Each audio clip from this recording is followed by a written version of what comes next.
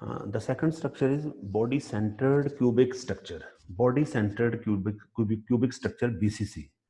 Body centred cubic structure ये भी simple सा है और आप लोगों ने एमएससी में ये पढ़ा हुआ है कि body centred cubic structure unit cell में कॉर्नर पर 8 एटम्स होते हैं और एक एटम यूनिट सेल के बिल्कुल सेंटर पे मौजूद होता है।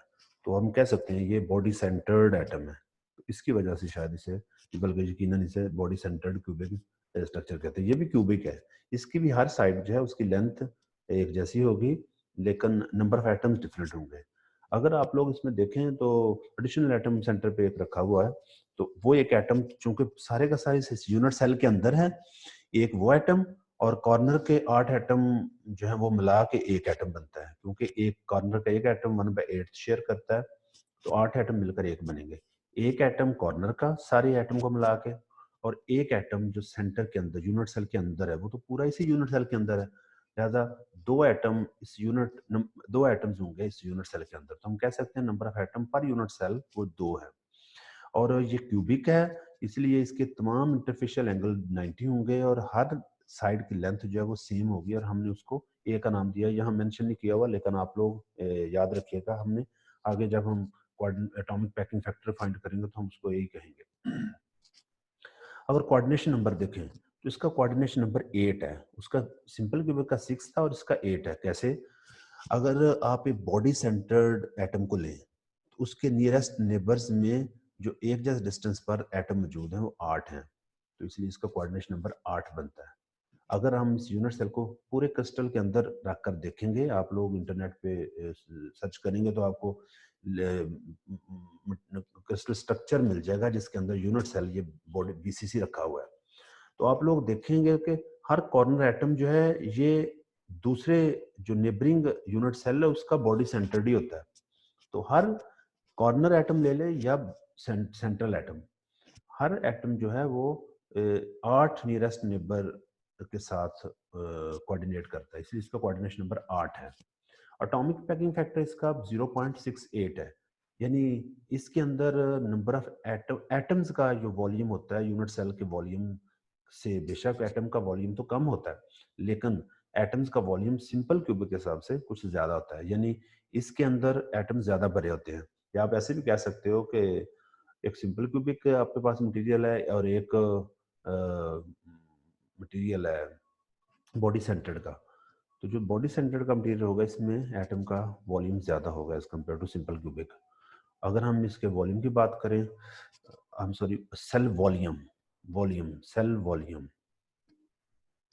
सेल वॉल्यूम की अगर हम बात करें तो सेल वॉल्यूम अगर हम इसका देखें तो हमें ये ए क्यूब है, क्योंकि मैंने आपको बताया था हमने इसके हर साइड को ए कहते हैं, तो फिर जो सेल का वॉल्यूम होगा वो ए क्यूब होगा। इसकी कॉमन एग्जांपल में क्रोमियम है और कॉपर जिंक अलाय, ये भी इसकी एक एग्जांपल है। यानी इन मटेरियल्स में इस मेटल, क्रोमियम मेटल और कॉपर जिंक अलाय जिसे ब्रास कहते हैं, पीतल, उसके अंदर जो स्ट्रक्चर होता है वो BC body centred cubic structure होता है। अगर हम इसके एटॉमिक फैक्टर की कैलकुलेशन की बात करें तो ये उसी तरह जैसे सिंपल क्यूबिक की हमने कैलकुलेट की है, बिल्कुल इसी तरह आसानी से कैलकुलेट कर सकते हैं। इसकी कैलकुलेशन के लिए हमें पहले नंबर ऑफ एटम्स का पता होना चाहिए, फिर हर एटम के वॉल्यूम का पता होना चाहिए, फिर हम उसको डिवाइड कर देंगे सेल के वॉल्यूम या क्यूब से। तो अगर आप लोग देखें इसमें नंबर ऑफ एटम 2 है और एक एटम के वॉल्यूम को हम वही स्फीयर का वॉल्यूम लें तो 4/3 पाई आर क्यूब। अब यहाँ पर आर का मसला है, आर को जरा हम कैलकुलेट करेंगे, वो देख लें। अगर हम देखें तो इसकी साइड ए है, जबकि एक एटम का रेडियस उसे कैपिटल आर से जाहिर किया गया। और यहाँ पर अगर आप लोग देखें तो ये बिल्कुल बॉडी सेंटर्ड एटम को काउंट करते हुए अगर हम एक कॉर्नर से दूसरे कॉर्नर की तरफ जाते हैं तो हम टोटल 4 आर से पास होते हैं। ये कॉर्नर के एटम का एक आर, फिर बॉडी सेंटर्ड पोजीशन पर मौजूद एटम के 2 आर, और फिर नेक्स्ट कॉर्नर का एक रेडियस, तो मिलकर टोटल 4 रेडियस बनेंगे। हम इन 4 रेडियस को कैलकुलेट करने के लिए हमें एक ट्रायंगल बनाना पड़ेगी। अगर आप लोग सबसे पहले बेस पे आ जाएं तो बेस पर अगर आप देखें, एक साइड की लेंथ ए, दूसरी साइड की लेंथ स्मॉल ए, और अगर हम बेस के डायगोनल को देखें तो यहाँ पर पिथागोरस थ्योरम लग सकता है कि डायगोनल का square is equal to lattice parameter का square plus lattice parameter square, तो आंसर आ जाएगा 2 स्क्वायर रूट ए। तो हमारे पास जो बेस का डायगोनल है सिंपल क्यूबिक के बेस का डायगोनल, उसकी लेंथ हमारे पास आएगी स्क्वायर रूट 2a। अब बेस की हमें बेस के डायगोनल का पता चल गया, और इसके साथ हम एक वर्टिकल कोई भी एक साइड ले लें जिसकी लेंथ स्मॉल ए है, यानी लैटिस पैरामीटर के बराबर है, तो हम आसानी से ये रिलेशन फाइंड कर सकते हैं आर का और ए का। कैसे फाइंड करेंगे?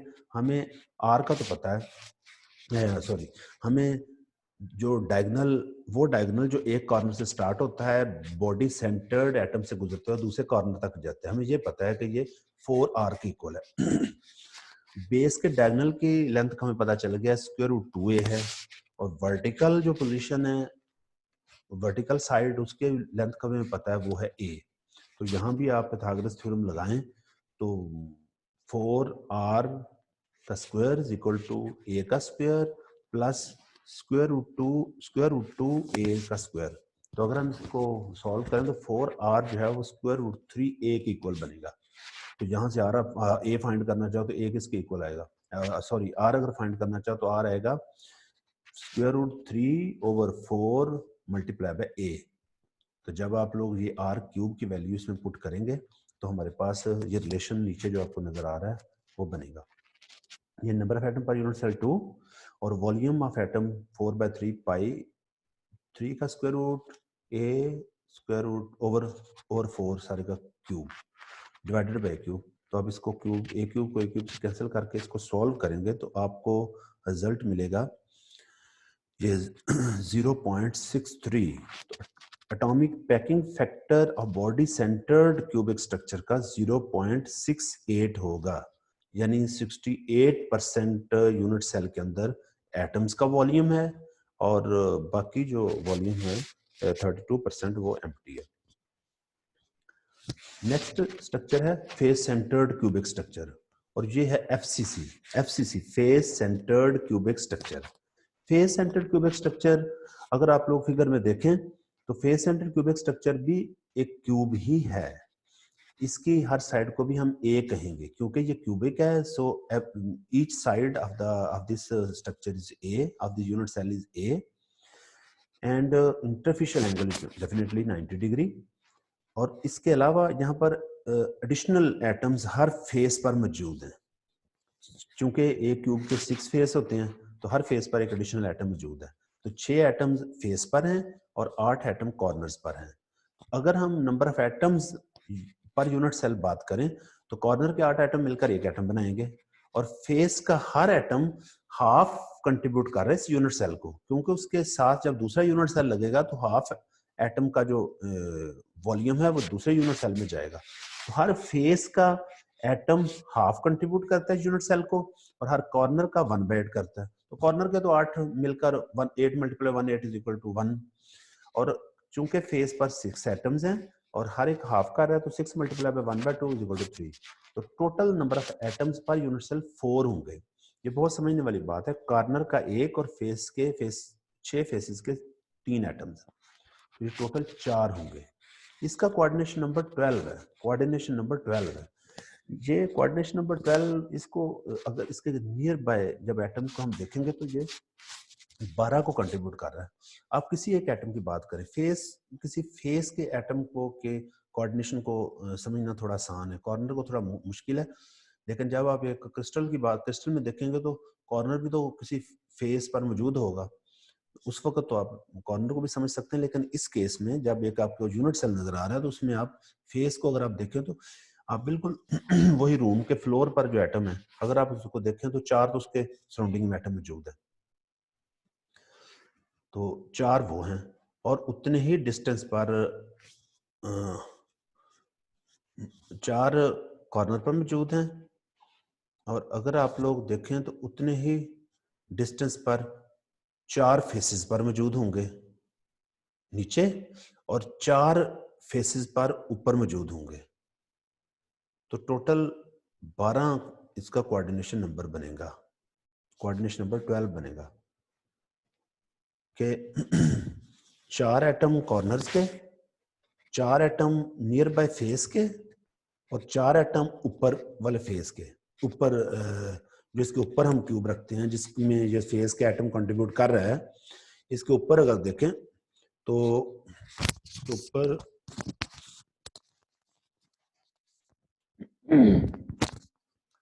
फेस के ये फेस सेंटर्ड एटम जो है वो 12 एटम्स को कंट्रीब्यूट कर रहा है, 4 कॉर्नर, 4 फेसेस पर, और फिर 4 ही उस यूनिट सेल के फेसेस के एटम जिनको ये एक फेस का एटम कंट्रीब्यूट करेगा हाफ।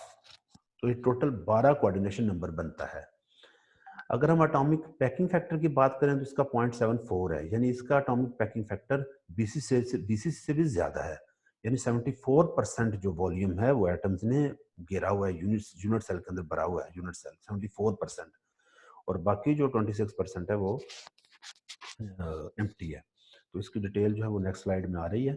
चूंकि ये क्यूबिक स्ट्रक्चर है और इसकी हर साइड की लेंथ ये है, तो इसका वॉल्यूम ये क्यूब होगा, और इसके एग्जांपल कॉपर और निकल मेटल्स इसका ये एफसीसी स्ट्रक्चर बनाती है। अगर आप लोग देखें ये साथ वाली जो फिगर है, तो इसमें वही कॉर्नर एटम दिखाया हुआ है जो 1/8 कंट्रीब्यूट करता है, और फेस का जो एटम है वो हाफ कंट्रीब्यूट कर रहा है। तो एक यूनिट सेल के अंदर जितना एटम कंट्रीब्यूट करता है वो एटम का उतना ही पार्ट दिखाया हुआ है। तो ये टोटल बनेंगे 4 एटम पर यूनिट सेल। अगर हम इसके एटॉमिक पैकिंग फैक्टर की बात करें तो एटॉमिक पैकिंग फैक्टर को समझने के लिए ये आसान है, बीसीसी से इजी है। इसके नंबर ऑफ एटम्स 4 हैं पर यूनिट सेल, और अगर आप लोग देखें इसकी एक साइड ए है तो साथ में दूसरी साइड यानी वर्टिकल साइड वो भी ए होगी। और अगर आप इसके फेस का डायगोनल देखें तो फेस का base A, perpendicular A, diagonal find कर लें तो वो क्या आएगा, स्क्वायर रूट 2a। तो अगर आप लोग देखें डायगोनल फेस का जो डायगोनल है उसमें अगर आप देखें तो 4 रेडियस मिलकर एक डायगोनल बना रहे हैं। एक कॉर्नर का रेडियस, फेस सेंटर्ड पर मौजूद एटम जो है उसके 2 रेडियस, और नेक्स्ट कॉर्नर का एक रेडियस, तो टोटल 4 रेडियस हैं। तो 4 radius 4r is equal to base का ए स्क्वायर, परपेंडिकुलर का ए स्क्वायर, तो मिलकर हो गया 2 स्क्वायर रूट ए। तो 4r is equal to 2 square root a. ये पाइथागोरस थ्योरम से आप लोग फाइंड कर सकते हो। एटॉमिक पैकिंग फैक्टर अगर हम देखें तो वो होगा number of atoms per unit cell multiply by volume of atom divided by volume of the unit cell. तो वॉल्यूम ऑफ यूनिट सेल तो ये क्यूब है। अगर आप लोग नंबर ऑफ एटम देखें वो 4 है, और वॉल्यूम ऑफ द एटम वो आएगा 4/3 पाई आर क्यूब। और आर की अगर वैल्यू यहाँ पे देखें तो ये आएगा 1 स्क्वायर रूट 2a/4। तो आप इसको सॉल्व करें तो 0.74 आता है, 0.74।